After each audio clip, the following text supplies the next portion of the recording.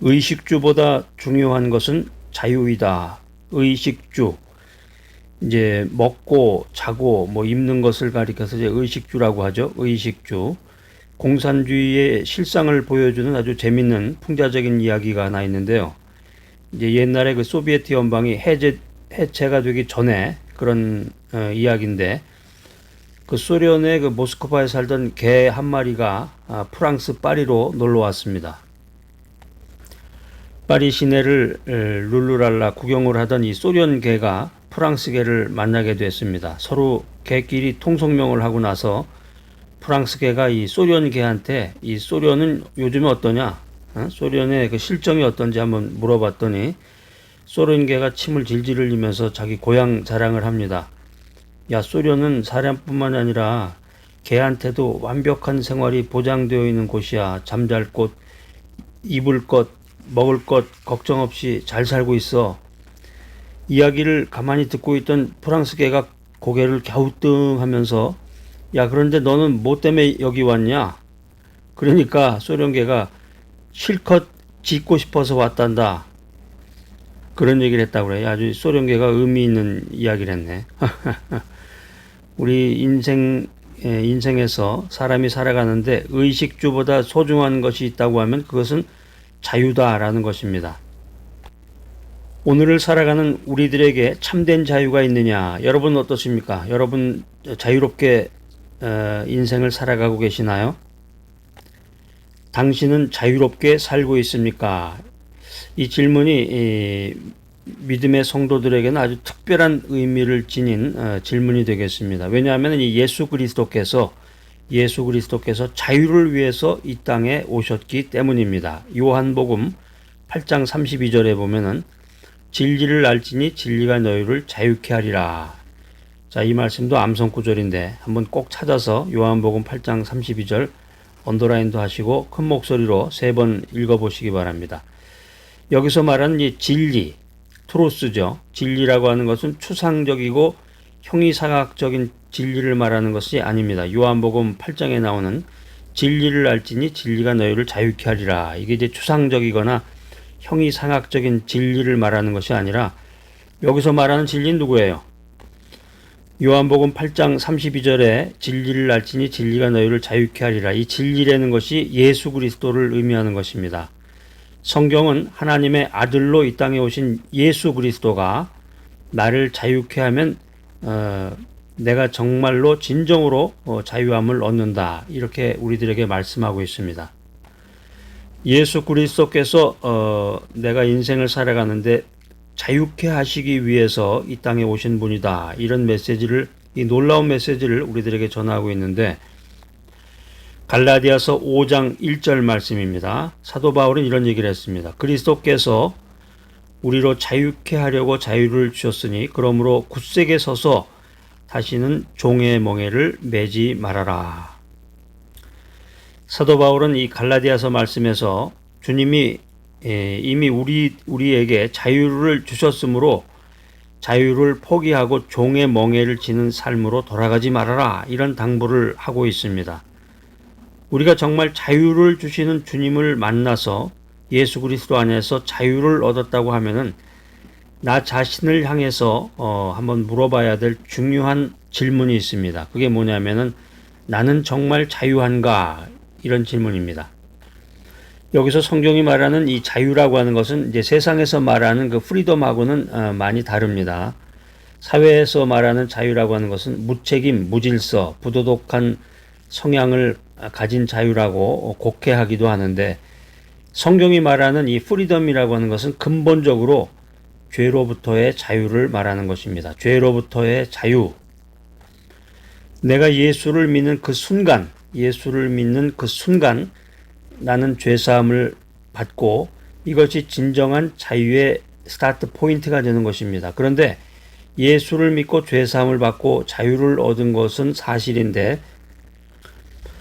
오늘날 내가 삶의 현장에서, 구체적인 내 인생의 현장에서 과연 자유인답게 살고 있느냐, 이런 질문을 받았을 때 쉽게 대답이 나오지 않는 것이 현실입니다. 자, 왜 그렇습니까? 내가 죄에서 용서받은 것은 사실인데 죄가 초래한 결과에 대해서는 아직도 내가 자유하지 못하기 때문이다라고 하는 것입니다. 자유한 존재지만 자유하지 못한 내 모습을 볼 때가 많기 때문입니다. 온전히 자유한 삶이라고 하는 것은 어떤 것일까? 성경에 보면 자세한 설명이 나와 있습니다. 성경에는 우리가 인생 살아가면서 필요한 모든 것들이 나와 있는데, 그렇다고 해서 뭐 오늘 아침에 일어나서 뭘 먹을 것이냐, 뭐 베이글을 먹을 것이냐, 된장찌개를 먹을 것이냐, 토스트를 먹을 것이냐, 여기에 대한 이야기가 나와 있다는 게 아니라 우리가 인생 살아가면서 구원을 얻기 위해서, 자유함을 얻기 위한 모든 구체적인 이야기들이 성경에 보면 나와 있습니다. 여러분 요한복음 11장 한번 찾아보세요. 여기 아주 그 인류 역사상 가장 드라마틱한 미라클을 체험한 사람이 나오죠. 그 누굽니까? 누구라고 이름이 탁 나오는 사람은 성경을 조금 아시는 분이고, 누구라고 아직 이름이 안 나오신 분은 예수를 믿은 지 얼마 안 됐거나 아니면 성경을 평소에 읽지 않으신 분이에요. 성경을 아직 잘 몰라도 오늘 하나님이 나에게 들려주시는 그 성경 말씀 그 한 구절 거기에 매달려서 말씀을 묵상하고 또 말씀대로 살아가려고 하는 그 자세, 아주 이거 귀한 겁니다. 자, 이름 못 맞히신 분들 실망하지 마시고 이 누구냐면은 요한복음 11장에 인류 역사상 가장 드라마틱한 미라클을 체험한 사람, 이 사람이 누구냐면 나사로예요. 나사로. 들어보셨죠? 나사로. 나사로가 누굽니까? 한마디로 나사로가 누구냐 정의한다 그러면 죽었다 살아난 사람이에요. 죽었다 살아나서 위대한 기적을 체험한 사람, 이 사람을 가리켜서 나사로라고 하는데, 죽은 지 나흘이나 된 사람의 무덤 앞에서 예수님께서 나는 부활이요 생명이다, 이렇게 부활의 진리를 선포하신 후에 엄청난 말씀을 하세요. 나사로야 나오라. 요한복음 11장 43절인데 나사로야 나오라. 그러니까 나사로가 무덤에서 걸어 나오는 거예요. 생명의 주인 되신 예수님께서 나사로야 나와라 이렇게 선포하는 순간 나사로는 뉴 라이프를 얻어서 새로운 존재가 됐습니다. 새로운 생명을 얻은 새로운 존재가 됐습니다. 한마디로 죽음에서 자유하게 되었다. 자, 우리 성경 계속해서 한번 살펴보겠습니다. 무덤에서 걸어 나오는 나사로의 모습을 성경이 아주 구체적으로 묘사를 하고 있는데, 요한복음 11장 44절에 보면은 죽은 자가 수족을 배로 동인 채로 나오는데 그 얼굴은 수건에 쌓였더라. 다시 말하면 장례식 할 때 이 묶었던 그대로 나사로가 무덤에서 나오고 있는 모습을 44절에서 묘사를 하고 있는데, 나사로는 그 자유를 얻었지만 아직 자유함을 얻지 못한 사람입니다. 새로운 생명을 얻고 무덤에서 나왔지만 여전히 결박되어 있는 상태로 나사로가 나왔다. 그런 나사로에게 예수님이 말씀하십니다. 44절에 보면은 풀어놓아 다니게 하라. 이 예수님의 44절 말씀, 풀어놓아 다니게 하라, 이 말씀이 선포된 이후에 비로소 이 나사로는 완전한 자유를 얻게 됩니다. 우리가 예수님을 믿고 예수를 믿고 죄사함을 얻어서 예수 그리스도 안에서 자유함을 얻었다 이렇게 말을 하고 있지만, 사실은 죄에서 자유하지 못한 모습이 많습니다. 자, 그렇다면 이 믿음의 성도로서 크리스찬으로서 온전히 자유하게 사는 것은 어떤 삶일까? 우리가 자유로운 삶을 살아야 된다 이렇게 말하고 있는데, 그 인생은 어떤 인생일까? 이게 이제 시편 23편에 보면은 자세하게 나와 있습니다. 자, 궁금하기도 하고 기대감이 들죠. 야, 과연 시편 23편에 어떤 말씀이 적혀 있을까? 이 질문에 대한 해답을 시편을 통해서 우리가 찾아볼 수가 있는데, 이 시편 23편 말씀을 읽어보면 이 말씀의 주인공은 정말 자유로운 사람이었구나 이런 생각을 하게 됩니다. 이 말씀의 주인공이라는 게 바로 누굽니까? 여기서는 누굴까요? 여기서도 이제 누구라고 바로 그 이름을 얘기하시는 분은 성경을 균형 있게 아주 이렇게 잘 읽으셨던 분인데, 대답 못하신 분도 실망하지 마시고 오늘부터 열심히 성경 연구도 하시고 성경 공부를 하시면서 성경을 자꾸 친숙하게 돼야 돼요. 시편 23편 그러면 바로 인물이 딱 나와야죠.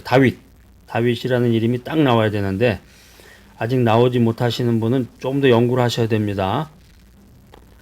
이제 성경학자들이 이제 이 시편 23편을 놓고서 어떤 상황에서 다윗이 이 시를 기록했느냐 여기에 이제 몇 가지 그 논란들이 있습니다. 그런데 대부분의 학자들 다수설이라고 하죠. 상당히 많은 학자들이 이야기하기를 다윗이 그의 아들 압살롬이라고 했는데 이름이 특이하죠. 압살롬이에요. 압살롬. 다윗의 아들 압살롬이 있는데 압살롬이 반역을 일으켜요. 반역. 자기 아버지에 대해서. 다윗이 왕으로 권좌 위에 앉아 있는데 그의 아들이라는 사람이 반역을 일으켰다. 뭐 상상이 가겠죠, 여러분? 그 다윗의 심정이 어떨 것 같아요. 그래서 압살롬의 그 반역 세력에 의해서 막 쫓겨다니는 그런 상황인데 여러분 뭐 자세한 성경 내용을 읽지 않더라도 그 상황 묘사가 될 것 같습니다. 다윗이 그의 아들 압살롬의 그 반역 때문에 쫓겨다닐 때 시편 23편을 기록했는데 시편 23편을 읽어보면은 야 정말 그 자유함에 대한 그런 필링을 우리가 느끼게 되는데 제가 조금 전에 얘기했잖아요. 그 시편 23편을 다윗이 기록을 했는데 다윗이 그런 필링을 기록할 때 그 상황 배경 백그라운드가 엄청난 거라는 것이었죠.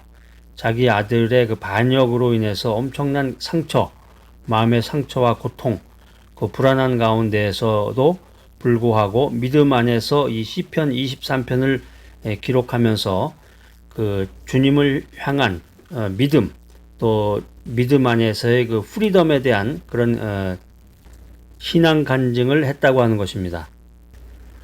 인생에서 우리가 믿음 안에서 참된 자유의 삶이라고 하는 것은 한마디로 죽음에서 자유한 삶을 의미합니다. 하나님이 나의 목자가 되신다면 시편 23편의 그 핵심 포인트인데요. 시편 23편 1절이 여호와는 나의 목자시니 내가 부족함이 없으리로다 이렇게 시작을 하는 것처럼 하나님이 내 인생의 목자가 되신다면 우리는 죽음의 달이라도 찬양하며 건너갈 수가 있을 것입니다. 하나님이 함께 하시는데 무엇이 염려되며 무엇이 걱정이겠습니까? 한마디로 두려움 뚝. 자, 오늘 이 귀한 메시지 들으시는 여러분들 진정한 자유, 복음이 주는 이 자유 안에서 살아가는 귀하고 복된 여러분 모두가 되시기를 간절히 기대합니다.